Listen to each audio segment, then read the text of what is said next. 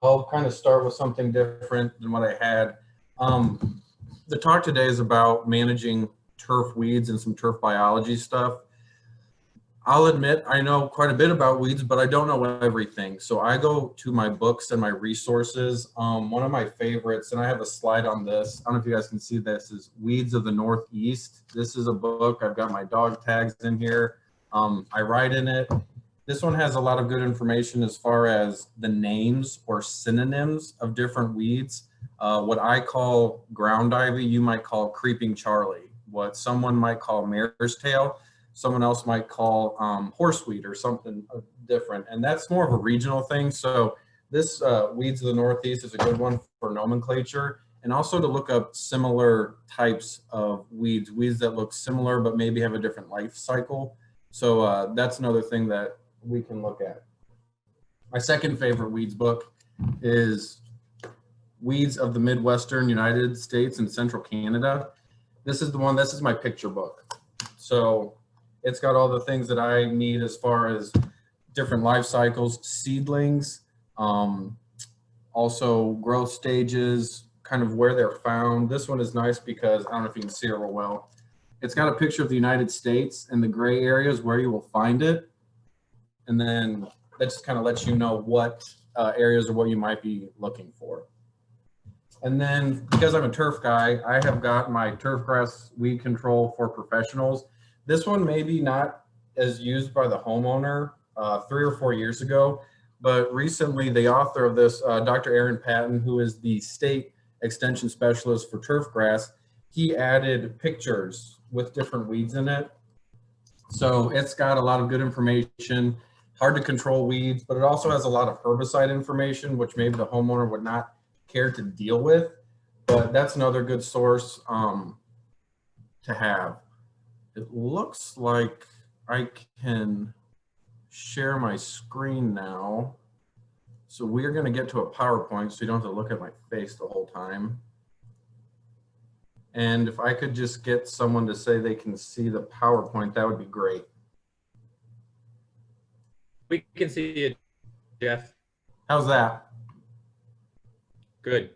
All right, so let's jump into it. What time we got? All right, so we're going to try to keep this to a half hour. Again, if you have questions, throw those in the chat box. As promised, we will be talking about ground ivy. We will be talking about dandelions. I'll give some information on that. And then I'll review those books because I have slides on them. And that way, for the recording, all this will be recorded. So you'll have that information available to you in the future. And just a shout out again to Dr. Patton, who we worked on this presentation a while ago. I've modified it for our time. So we'll just go right to it. Pesticide nomenclature. The reason I put this up first is because one of the things I get asked is, hey, I have this weed in my lawn, what do I spray? I'm not going to tell you to spray Roundup because that is the trade name. I do not care about the trade name. What I care about is the common name, which is going to be the chemical name. So a lot of times what I'll say is, well, if you have an area where you want to control everything to kill the grass and the weeds, I would say use glyphosate. And there are many different trade names of that. So a common name, if you hear me say something that sounds a little goofy, it's probably the common name, because that's how I usually will guide people, because whether you go to Walmart or Big R or Tractor Supply, they all have different products. And then there's the chemical name. This is what you'd only see if you're writing up a thesis or something similar to that. All right. So cultural methods of weed control. These are the things that we can do that do not involve herbicides, but they're things, practices we can do that make our turf grow thicker and more competitive or able to outcompete the weeds. So adapted turf grass, which we discussed last week, choosing the right species for your area.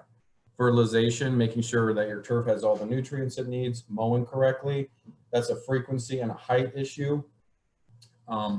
Watering is a big one. Just a quick review, if you are seeding, you want your watering to be light watering and infrequent. If you have an established lawn, you want that watering to be infrequent and deep. Drainage is a big one too, making sure you don't have excess water. And then compaction relief in the form of core aerification. And then this is something I always like to talk about is your expectations. Some people don't mind having weeds because it's an area that's not often used. But the other thing that we think about with turf, one of the benefits of turf is it is a soft surface. So if you have kids running around playing football or soccer, when they fall, you want them to fall on something soft. So a dense turf grass is going to be a good cushion. If you're having a bunch of weeds in your lawn, such as crabgrass or dandelions, you're looking at not as soft of a cushion for when you make contact with the ground, but also traction. Sprained ankles and broken bones usually happen when you don't get a good pivot or you can't stop as quickly. Well, weeds are definitely going to contribute to a lack of traction. So that's another reason to have some good healthy turf, especially where you have high traffic areas.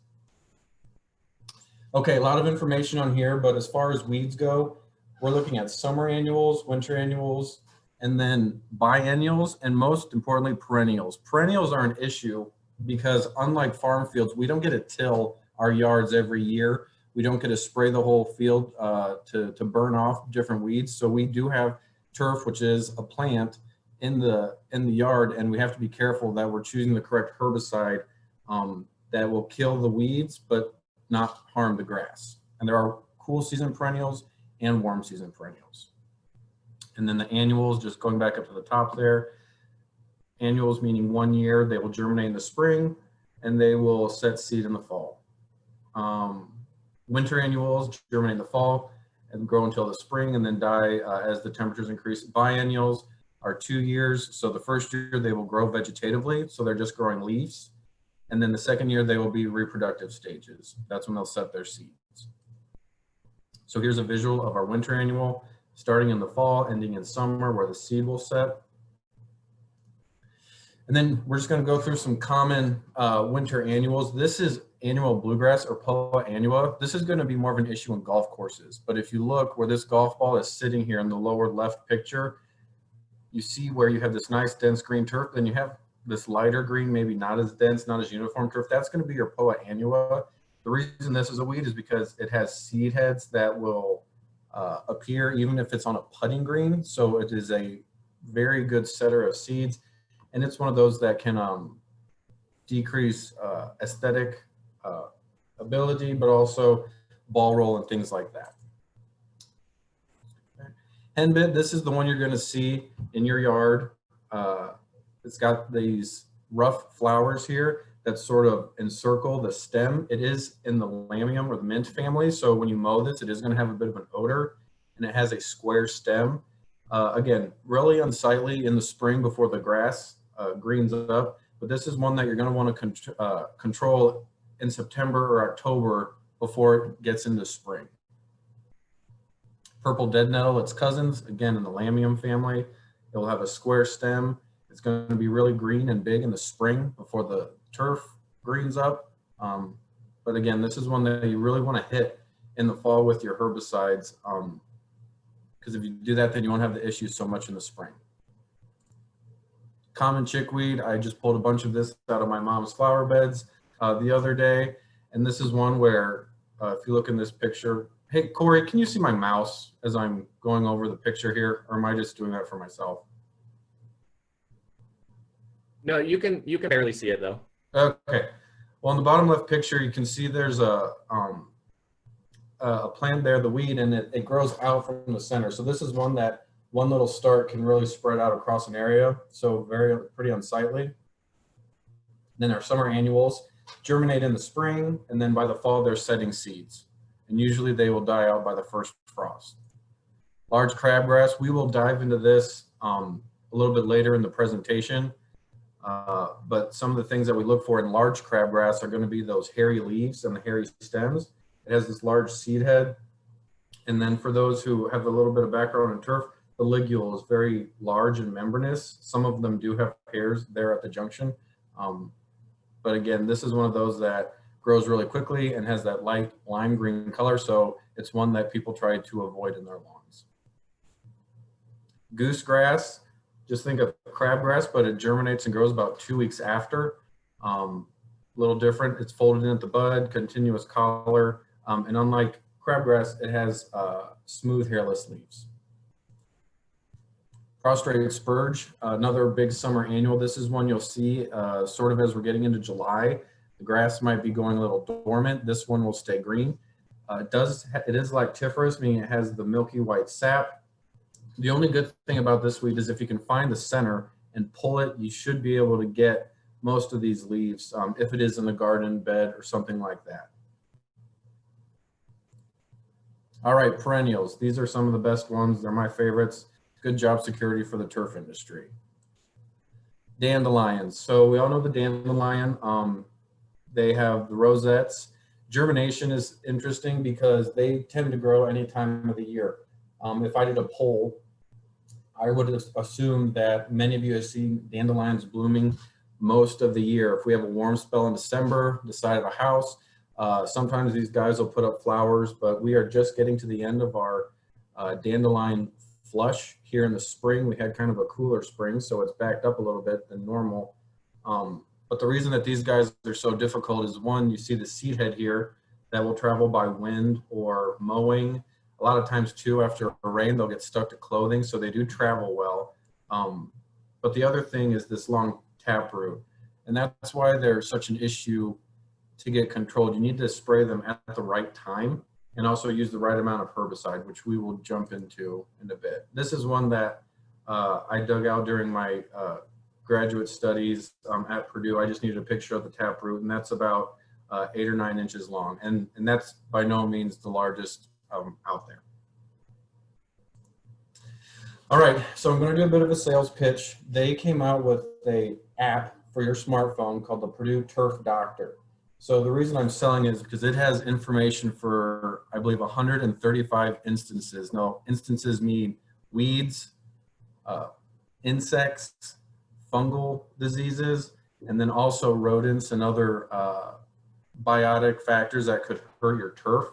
So if I'm looking for dandelion on this app, I would click it. It would give alternate names, scientific names, conditions that promote the problem. That's a big one. So if you're mowing too short or you don't have enough nitrogen, you are opening the door for your dandelions. But then you look at this third screen on the right, cultural control. So management practices such as increased mowing heights, nitrogen fertility, and irrigation will help to produce dense, vigorous turf capable of outcompeting dandelions. Now that paragraph, that's going to be applicable to many of the weeds that we are dealing with in turf. One way, and that's something, if you don't want to use chemicals, then plan on beefing up your turf to prevent those weeds from getting established. Biological control, you're not going to find many biological controls for weeds. That's going to be more for your pests and your bugs and maybe a greenhouse setting. But then the chemical control, that's where we see, this is where maybe you have an infestation, your neighbor has a dandelion farm and you're getting these seeds come in and you really want to take care of them.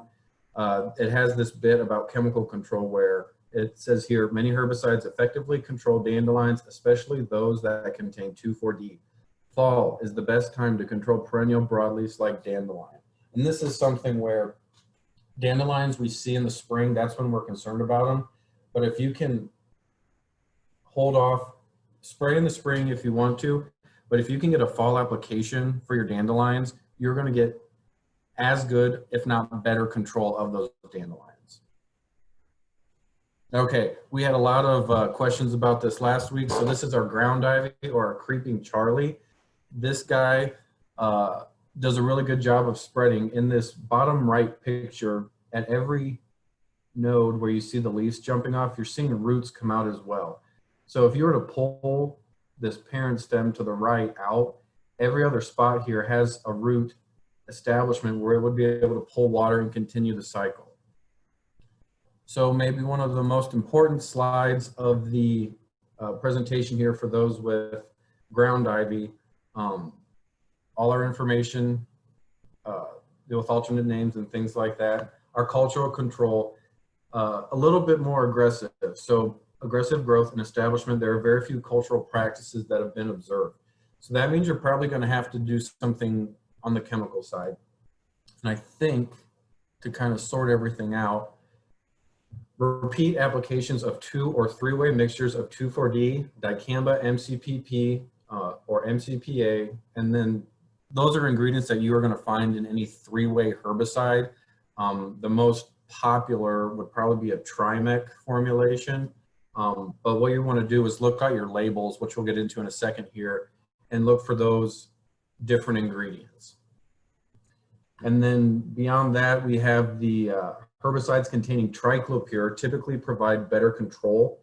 And additionally, products with, so triclopyr or fluroxapyr.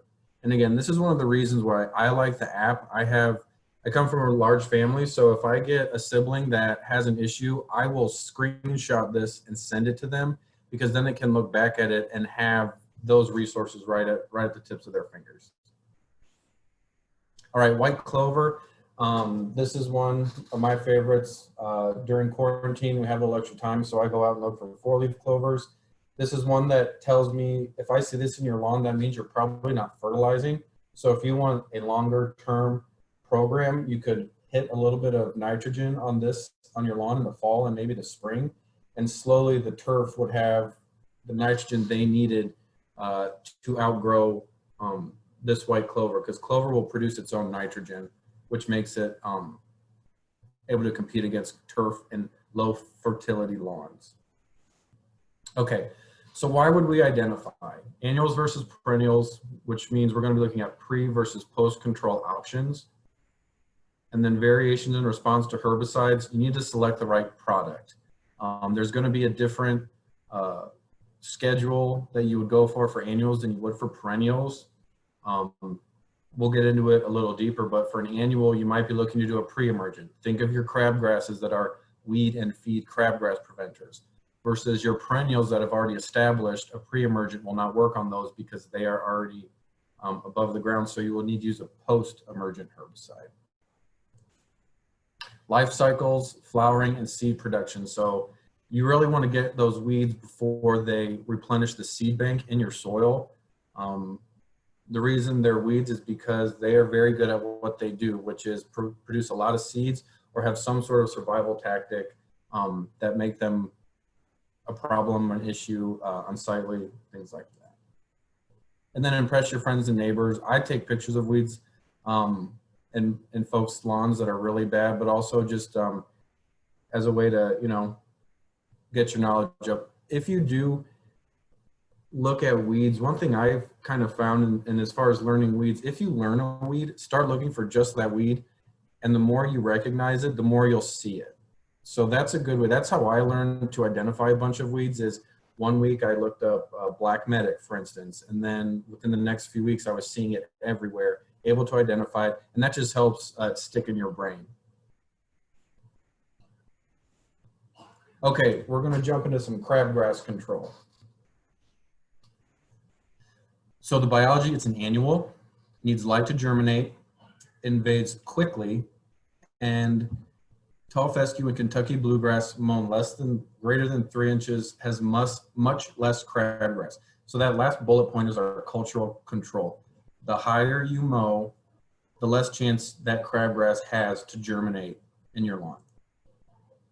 And then this is just a review on herbicide classifications. Pre-emergent herbicides are applied before weeds germinate. Post-emergent herbicides apply after weeds germinate.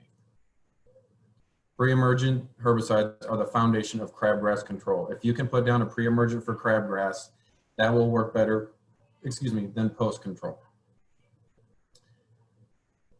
So when is the typical application for timing for pre is March, but it can be applied in April.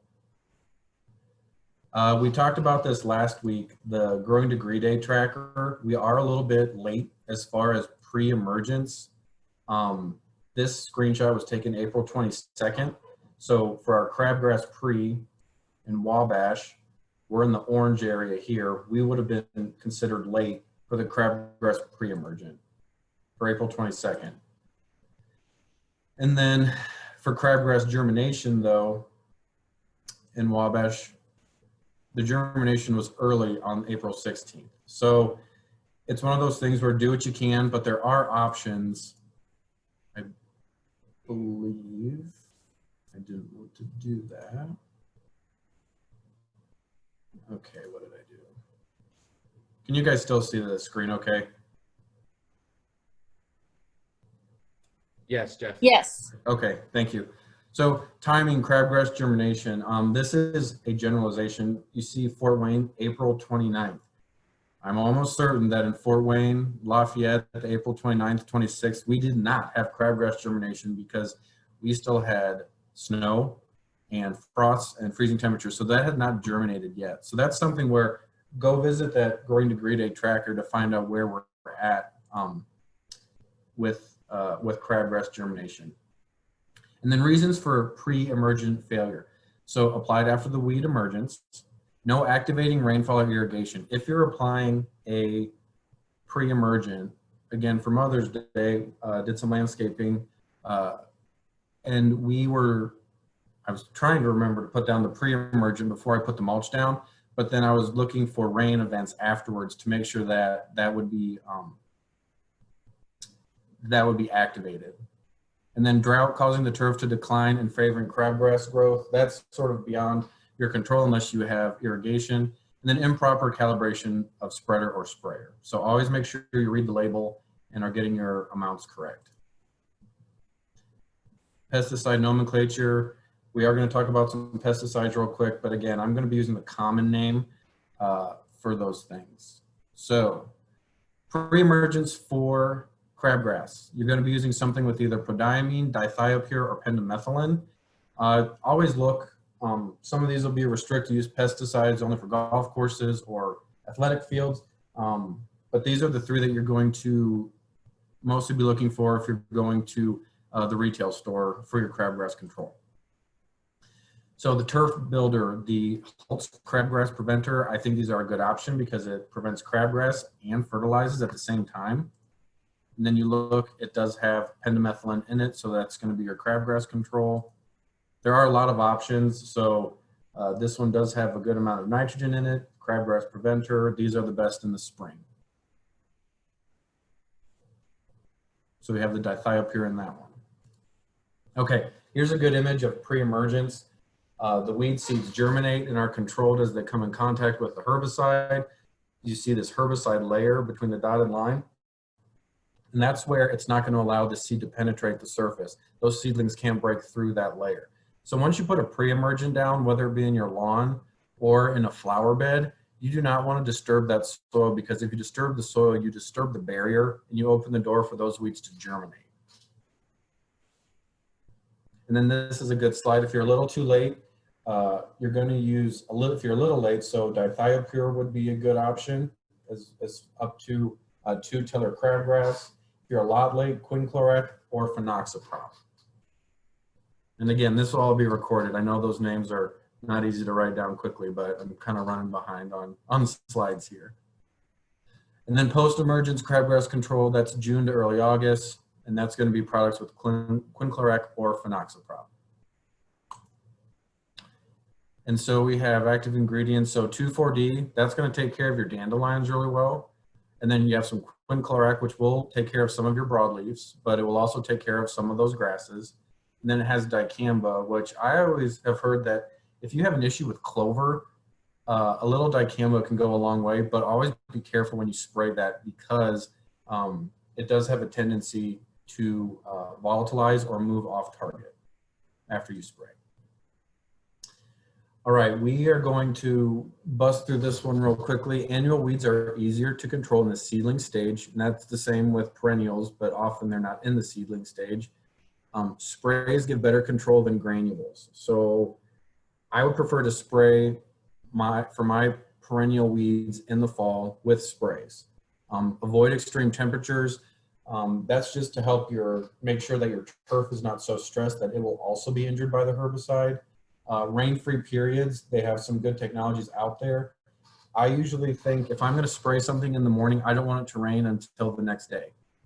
Some people will cut it a little closer, but just for safety, I try to pick at least a 24-hour period without rain.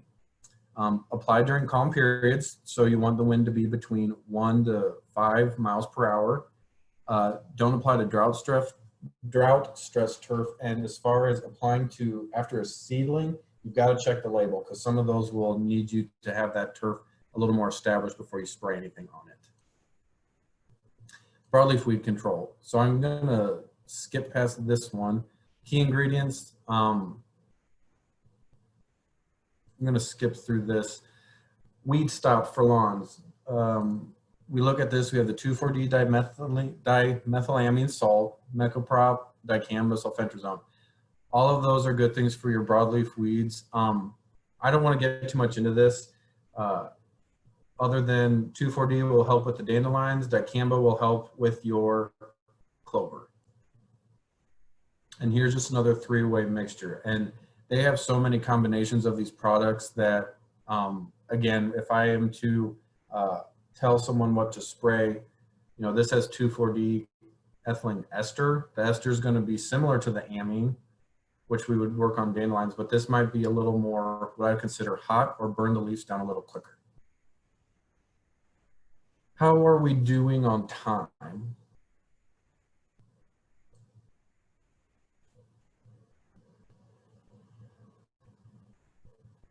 I think so. Yeah, for yellow time, but and I can keep going for a little bit. I knew this would happen. I enjoyed talking about weeds, so I kind of went a little heavy on the slides. We'll zip through yellow nutsedge real quick. If you have this, I'm sorry.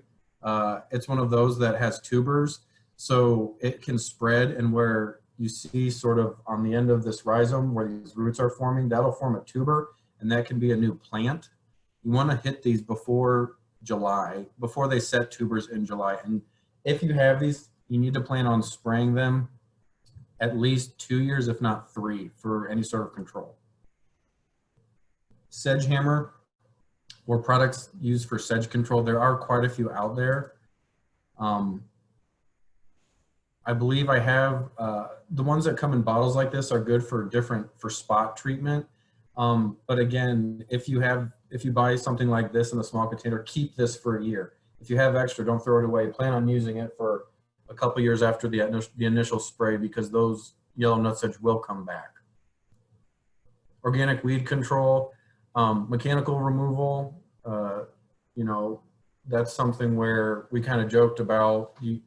There's no resistant weeds for those that get pulled. So you can always pull your weeds. I think that's something that with the students maybe not being in school, just throw them out in the yard and have them pick a few hundred dandelions if they're bored.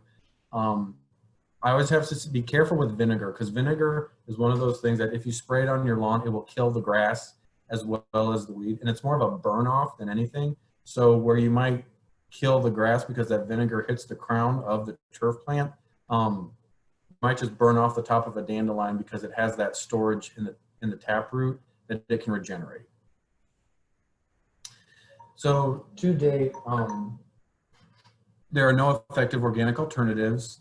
There are some out there that you can try, but again, hand pulling weeds, that always seems to work. So we've tried a few things, and a lot of times they're more burn off, but just give them a try. And if you have an experiment that you've done with them before, let us know, because that's always interesting to see how people are doing with those products. Herbicides not to use on your lawn. There are many. Read the label carefully. I think that's going to be next week's talk, is the importance of labels. So that's an important thing to take notice of. This is a big one. If it says weed and grass killer, it will kill your weeds and your grass. So just be careful. They did a thing last year or a couple years back where it was Roundup for your lawn. And so Roundup could mean many things, but one of them was glyphosate and one of them was 2,4-D and other lawn care herbicides. So they were just using that Roundup interchangeably and we ended up killing their lawn. So, but you can find things like this Sure Shot foam, and then you can see up right underneath the Roundup label, weed and grass killer. So always read your labels and the products you're using. Why didn't the weed die? So wrong weed, wrong herbicide, the rates, too low or too high of a rate can decrease your weed or your herbicide efficacy, poor spray coverage, and then wrong timing. I know people who have hit dandelions this spring, that will knock them back, but they have the entire spring, summer, and fall to take up water, to grow new leaves. If you're gonna spray dandelions, I really want you to do that in the fall. Same with clover and same with ground ivy. So we already talked about the turfgrass weed control for professionals, but here it is in the slide. It's available at the Purdue Educational Store, Weeds of the Midwest and Central Canada, Weeds of the Northeast. Again, that's one of my favorites. And then this is something, I actually took this picture yesterday. I stare at this every day. It's in my office. It's a turf grass weed identification poster. This is one of those things where if someone comes into my office, when they could still come into the office, I'd say point to the weed you have or point to something similar, and it makes it much easier to figure out what we're dealing with. And then the Purdue Turf Doctor, just another push for that. This one has been great for extension work because it gives you a lot of information in a little bit of space. The app does cost, I believe, $2, and it does take up quite a bit of space on your phone, but this is a good resource to have.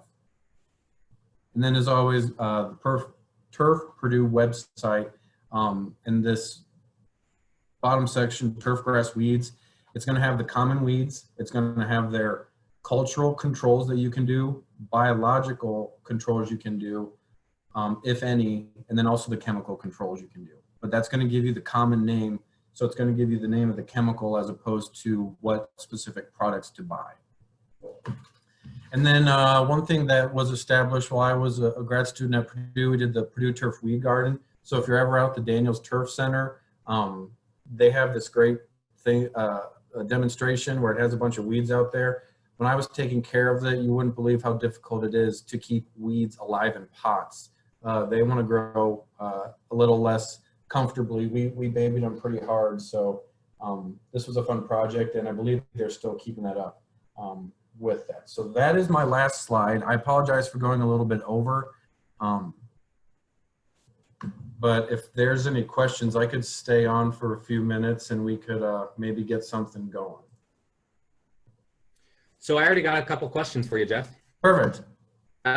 So Kirk Campbell asked about this, and I think he's just asking, I think he knows the answer, but asking for everybody else's sake. He wants to know about wild violet. Wild violet, for one, it's probably going to be in the shade. And so that tells me that your turf's probably not going to be very competitive to it. That's one where you're going to need to find a good shade tolerant grass to try to beef up. And then in a perfect world, you'd cut down all your trees and then the turf would just come back. But a lot of times you're going to have to do something with triclopure or the repeat application of a three-way herbicide. Perfect. I think you've already answered this question. I'll ask it again. Is there a fertilizer you recommend for dandelions? The neighbor uses commercial fertilizer and it looks like a golf course. The fertilizer they use, I cannot buy. Fertilizer to recommend for beefing up, I'm assuming that means to beef up your turf to get rid of dandelions? I would assume so. I don't think you usually grow dandelion. I have before. It's a fun project. But I would say as long as you have a fertilizer that has a good amount of nitrogen in it, nitrogen is going to be the big one. But that third analysis number on the herbicide or the fertilizer bag is going to be the potassium number. A little bit of potassium goes a long way because dandelions do well in low potassium soils. So if you put a little potassium down, that will sort of rob the dandelions of their advantage. Hopefully that answered that. Perfect. Adam would like to know, what can I tank mix 2,4-D to fertilize the sod while I treat?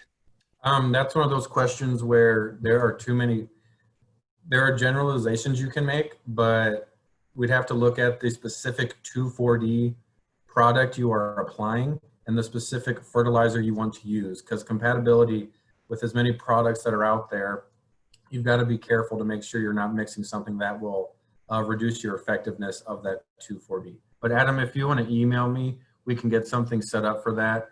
I do know that if you are applying 2,4-D and you have hard water, you'll need to put some ammonium sulfate in with that tank mixture. And so that's something that I did my research on, which is 17 pounds of ammonium sulfate per 100 gallons of water. And then you can kind of do the math. If you have a 1 gallon spray tank, or if you have a 50-gallon spray tank, that's just something where if you're in Indiana, you're probably going to have hard water, and that's something that will help reduce that. So.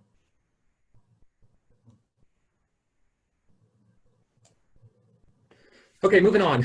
Kurt has another question, and actually I dealt with the same scenario with a client earlier this spring, but he says he has been trying to get some triclopyr. What brand name could contain it, and is it a restricted chemical?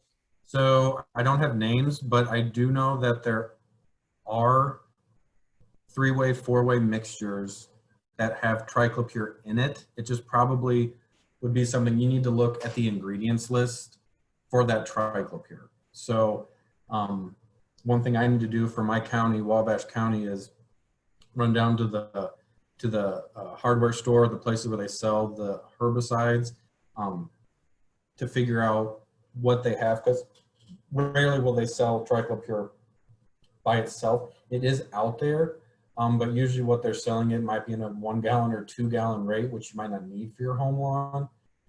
So I would think the best thing for that is to find something that a 3-way or 4-way herbicide with it in the formulation. So Kurt, if you want to call, feel free. I could help you out on that.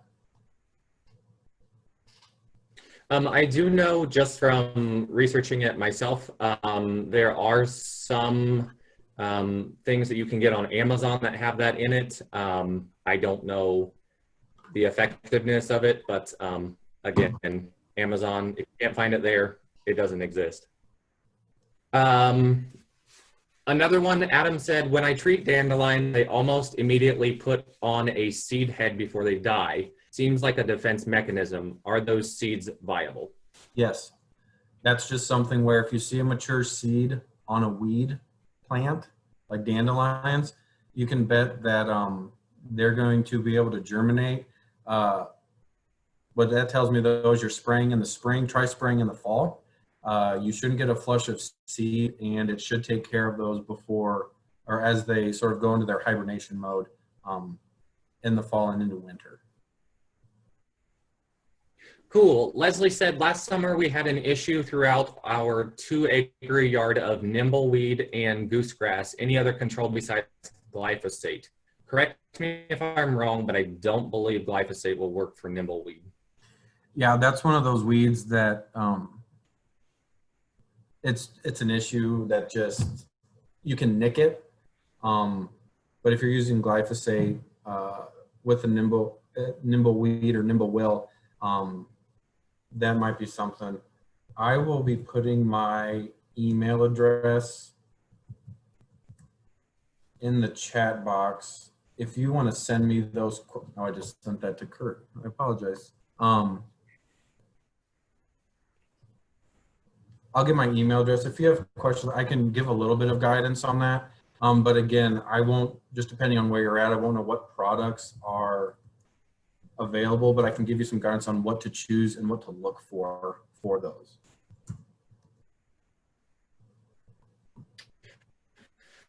Moving on then, we talked about vinegar already, but Kay said, is vinegar safe to use on grass going between bricks in a walkway? If you're trying to kill the grass between the bricks and the walkway, yes, but vinegar will, what it does is it'll peel away the protective layer of that turf, basically any plant it comes into contact with. So if you want the grass to be there, then don't use vinegar on it, because vinegar will nick anything that it comes into contact with. Yeah. How can you combat thistle in landscape beds? You can, one, pull them. Two, I have seen folks who will get either the little Roundup container and just dab the growing point. So when they start to shoot up, don't think of a broadcast sweep. Think of, even if you can, taking an eyedropper and just very meticulously and carefully hit the growing point of that thistle. There are some other sources that Rosie Lerner has, and I can try to get that out to you guys, because there is something about hitting it right after it flowers. Glyphosate will work, but again, you've got to be real careful with that.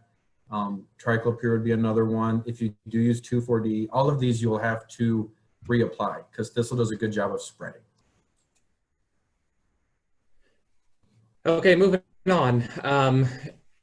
Karen wants to know, is there any way to, oh wait, I missed the question. Where did it go? Oh, Pat wants to know, how long should you keep children off of the yard after treating? So if I'm spraying my sister's yard, I tell her, please have the kids just stay off the yard for the day. They would be okay to be out there when it's dry, but I just say if I'm spraying in the morning, just take the kids to the park that day. That's more of a, that's a little overkill in terms of safety, because once it's dry and in the plant, it won't transfer anywhere. But again, I just tell people, just keep off it for the day. So along with that, I also caution pet owners the same too. Try to keep your pets out of it after you've sprayed. Would hate for poor Fido to have a problem with your weed killer. Yes. Bob wants to know, what about horse nettle in turf? So that one is, I'm assuming it's a new lawn. Maybe it had previously been a farm field. That's one that if you mow, it should die out. So just keep up with it. If you want to hit it with a broadleaf herbicide, like 2,4-D or a 3-way, that will ding it up pretty well. But that's one that if you are on a good mowing schedule, kind of like tree saplings, if you have maples or something coming up, after a couple mowings, then you'll kind of rob it of its leaves for food and its roots for nutrients and growing, so it'll kind of die off as you continue mowing it. Okay, Kim would like to know, any ideas for controlling goat weed in a landscape bed? Goat weed, I do not know that one. I would need to, if you could send me some pictures of that, that would be helpful, because I've never heard of goat weed before.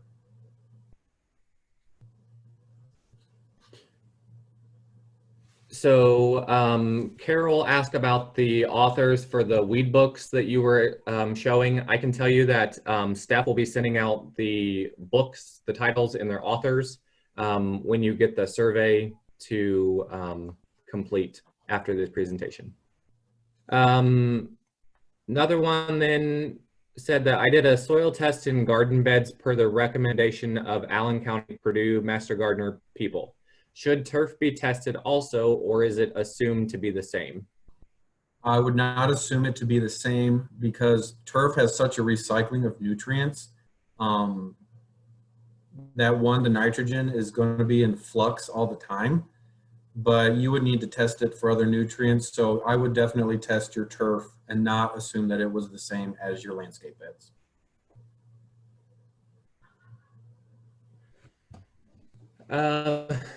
Last one that I have so far is Karen would like to know, is there any way to control weed grasses in the yard? There is. It just depends on what weeds you're talking about. Crabgrass, you would use a pre-emergent. The difficult thing about a question like this is there's so many grass species that you want in your yard versus a lot of grass species you do not want in your yard. So that's kind of a case-by-case issue. I'm sorry to be a little political about that, but it's something where if we know what you're dealing with, there might be something you can spray. But where we were talking about thistles and ground ivy and all those that are hard to control broadleaves, if you have something like clack grass in your lawn, that's going to take quite a bit of work to get rid of that. So that's going to be a case sensitive thing. And yes, you can send me a picture of your weeds. But if you take pictures, I like some that are sort of far away, but then a little closer up of the weed. That's, I think with the everyone having a smartphone, it has been really great to be an extension where send me some pictures and I can say, well, you know, these are great. I can get all the information I need, but if it's kind of iffy, then, you know, that might need to be a site visit or something similar like that. So. I think that takes care